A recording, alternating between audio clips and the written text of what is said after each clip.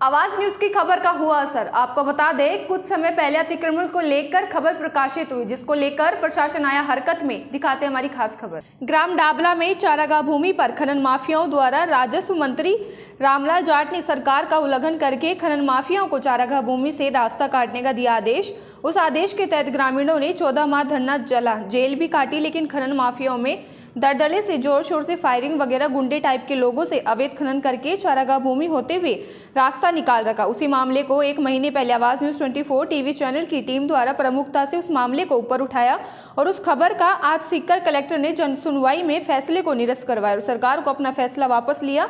इसी फैसले को लेकर लोगों व ग्रामीणों में खुशी की लहर दौड़ी। पशु पक्षियों व जीव जंतु की चारागाह भूमि को बचाया गया।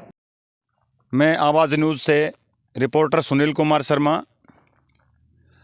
पिछले एक महीने पहले हमने डाबला के खनन क्षेत्र में एक बहुत बड़ा खुलासा किया था कि सरकार ने किस तरह से अवैध रूप से नियमों का उल्लंघन करते हुए चारागाह भूमि से जो रास्ता काटा था, उस खबर को 24 ने बहुत प्रमुखता से दिखाया था।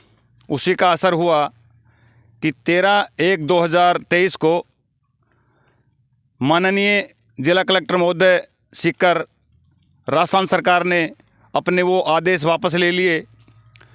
इसके उपलक्ष्य में जो इस आंदोलन में संघर्षरत जो ग्रामीण थे, वो धरना स्थल पे खड़े हैं, जिन लोगों ने लगातार 15 महीने से ज़्यादा लगातार यहाँ धरना दिया था। मैं उन्हीं से कुछ बातें करूँगा जो आपके सामने हैं, जिनमें वीर चक्र जयराम सिंह, जिन्होंने इस आंदोलन की सफल संचालन किया, मैं उन्हीं के सामने खड़ा हूं। अभी जयराम जी से बात करते हैं। जयराम भाई, कैसा महसूस हो रहा है अभी आपको कि सरकार ने ये अपने चारागाह से जो अवैध रास्ता काटा था उसको वापस ले लिया गया? सबसे पहले तो सुनील भाई, आपको और आपके पूरे चैनल को 24 आवाज़ को मैं धन्यवाद देना चाहता हूं कि आपने हमारे ग्रामवासियों की आवाज़, हमारी आवाज़ को प्रमुखता से उठाया। सरकार पर भी उसका प्रभाव पड़ा, इसलिए आपको और आपके चैनल को बहुत बहुत धन्यवाद। दूसरा, ये जो आप देख रहे हैं पूरा पीछे आपके पूरा पहाड़ है, इस पहाड़ की तलहटी में हमारा ये गांव बसा हुआ है पूरा। और आप देख रहे हैं ये जो रास्ता है सामने से, इस रास्ते में कहीं कोई प्रॉब्लम नहीं है, लेकिन खनन माफिया के लोग ये जो पूरा चारागाह है, जो पूर्वजों ने गांव की गायों के लिए पशुपालन के लिए छोड़ा था, सुप्रीम कोर्ट के राज्य सरकारों के आदेश हैं कि चारागाह को कोई निजी हित में या व्यावसायिक उपयोग में नहीं ले सकता, लेकिन इन सब कानूनों की अवहेलना करते हुए आज जो सरकार में जो मंत्री बैठे हैं, जो अधिकारी हैं, उनकी और खनन माफिया की मिलीभगत से उन्होंने यहाँ से रास्ता बना लिया था और यहाँ से ट्रक लेके जाते थे। 4 अप्रैल 2011 को हमारा ये आंदोलन शुरू हुआ इनके खिलाफ़ में, क्योंकि जब यहाँ ब्लास्टिंग होती थी तो ये पूरा गांव में कंपन होती थी, हमारे गांव में कंपन होती थी, और यहाँ तक कि जो परिंदे के अंदर मटके रखे होते थे वो भी नीचे पड़ जाते थे। हाई कोर्ट के अंदर याचिका लगाई, वो भी अभी चल रही है। लेकिन उससे पहले ही भारत जोड़ो यात्रा के अंदर जब 20-21 तारीख को अभी राहुल गांधी जी यहाँ अलवर में आए थे, उस समय सामाजिक कार्यकर्ताओं को वहाँ योगेंद्र जी यादव और कविता जी श्रीवास्तव के माध्यम से आमंत्रित किया गया था। मुझे भी वहाँ अपनी बात रखने का मौका मिला और हमने उनके सामने वो सारे कागजात और वो हमारी जो यहाँ की परिस्थिति सब उनके सामने रखी, और राहुल जी गांधी ने इस बात को स्वीकार किया कि ये जो हुआ गलत हुआ। और वहीं जो मुख्यमंत्री जी माननीय गहलोत साहब बैठे थे, उनको उन्होंने कहा कि बिल्कुल ये गलत है, इस प्रकार से मंत्री का जो निर्णय है वो गलत है और आप इसको वापस लीजिए। तो उसके आधार पर ये जो अभी 12 जनवरी को पूरा सरकार ने इसको वापस लिया है। मैं इसके लिए माननीय मुख्यमंत्री साहब का, राहुल जी का को भी धन्यवाद देना चाहता हूँ कि देर आए दुरुस्त आए। उन्हें हमारी जो यहाँ की हकीकत थी, सच्चाई थी, वो पता चली और उन्होंने अपनी गलती मानी और गलती मान के, अपने मंत्री की गलती मान के उस निर्णय को वापस ले लिया। तो उसके लिए उनको भी धन्यवाद।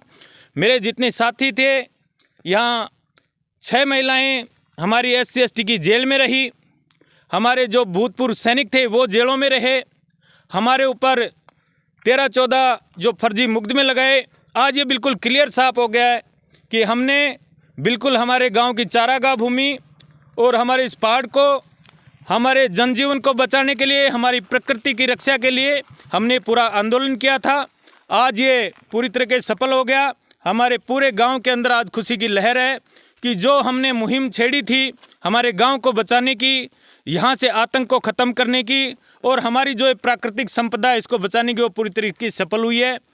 आप लोगों का, मीडिया का भी और आपके न्यूज़ चैनल का भी हमें पूरा सहयोग मिला। इसके लिए आप सबको बहुत बहुत धन्यवाद। Thank you. ये थे भाई जयराम सिंह वीर चक्र कारगिल, जिन्होंने इस आंदोलन का सफल संचालन किया।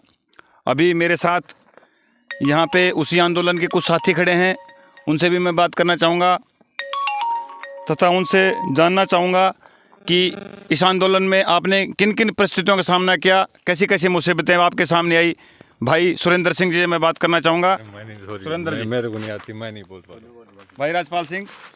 ये निर्णय आने के बाद में बड़ी खुशी की मन में है, बहुत अच्छा लगा। धन्यवाद भाई जयपाल सिंह जी, राजपाल सिंह जी। और भी मेरे भाई राहुल सिंह खड़े हैं, लेकिन ये सभी अब लोग अपनी खुशी का इजहार कर रहे हैं और गांव में बड़ा ही खुशी का और खुश नीचे पड़ जाते थे, महिलाएं परेशान थी, यहाँ से पत्थर उठकर पूरे मोहल्ले में जाते थे। कभी आदमी घायल होते थे, कभी भेड़ बकरियाँ घायल हो जाती थी।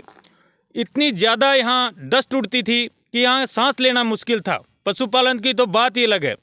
आज यहाँ सैकड़ों हज़ारों की संख्या में पशु चरते हैं, लेकिन इस पूरी घास के ऊपर उस समय मिट्टी जम जाती थी और यहाँ से निकलना भी बहुत मुश्किल था।